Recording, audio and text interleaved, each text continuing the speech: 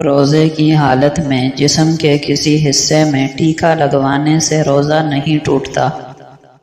اگر روزے دار کی مرض یا بھوک یا پیاس کی شدت کی وجہ سے جان خطرے میں ہو تو روزہ توڑنا واجب ہے، بعد میں قضا کرے۔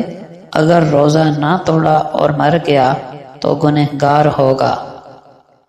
اگر کسی روزے دار کو جمائی آئی اور اس نے جمائی لی، اس دوران اس کے حلق میں پانی کا قطرہ کسی جگہ سے ٹپک کر گرا تو اس کا روزہ فاسد ہو جائے گا، قضا لازم ہوگی، کفارہ نہیں۔ اسی طرح اگر جمائی کی حالت میں بارش کا پانی یا برف کسی کے منہ میں داخل ہو گئی تو اس کا روزہ فاسد ہو جائے گا، قضا ہوگی، کفارہ نہیں۔ غیبت کرنا، جھوٹ بولنا، جھوٹی شہادت دینا اور جھوٹی قسم کھانا بہت بڑے گناہ ہیں۔ ان سے بچنا ہر مسلمان پر لازم ہے، ورنہ آخرت میں سخت عذاب ہوگا۔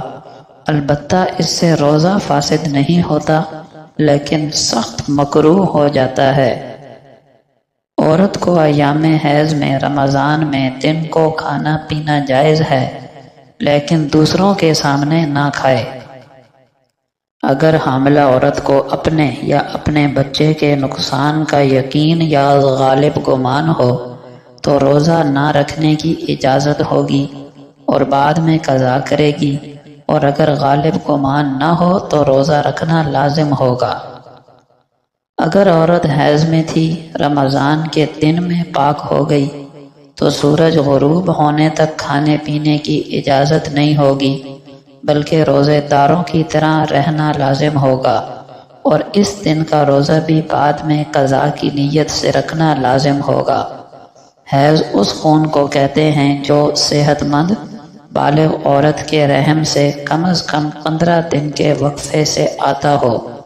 اس کی مدت کم سے کم 3 دن اور زیادہ سے زیادہ 10 دن 10 رات ہے، اور اگر اس سے زیادہ ہے تو وہ حیض کے حکم میں نہیں بلکہ استحاضہ ہوگا، اور استحاضہ کے درمیان روزہ رکھنا اور نماز پڑھنا لازم ہے۔